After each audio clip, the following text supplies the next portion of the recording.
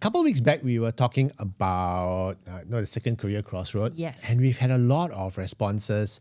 In fact, it was a deluge of individuals writing in and calling us up and telling us, hey, Adrian, and I'm at a career crossroad. What do I do? What are the various things? So we've had a very good response to that. And following that, we just thought it might be a good idea to follow up, to talk about what are some of the things you can do when you're at a career crossroad. You have to really think about the next 10, 15 years.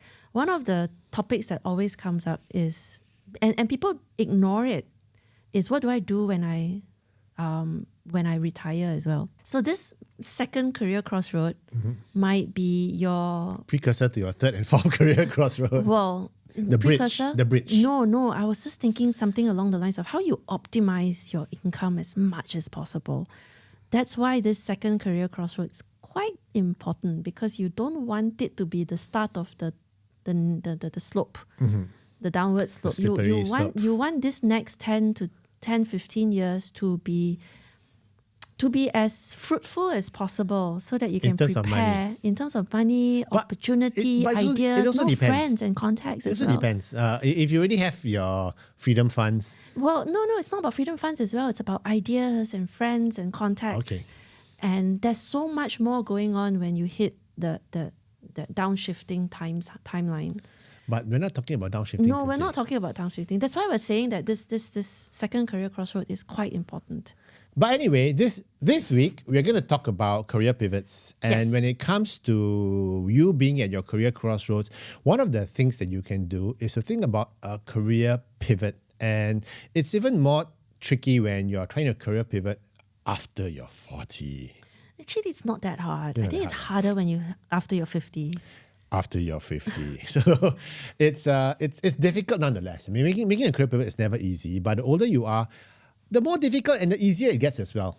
It works sometimes both ways. It's more, sometimes it's easier because you could be you're just so darn good at it. Or you're very lucky. Or you've laid the groundwork for that career pivot to happen, and it happens, and then people are going to say, "Wow, that was brilliant! How did it happen?" You seem like to have an overnight success, and then you say, "My overnight success took 5 years." 10 or more. 10 years or more to happen.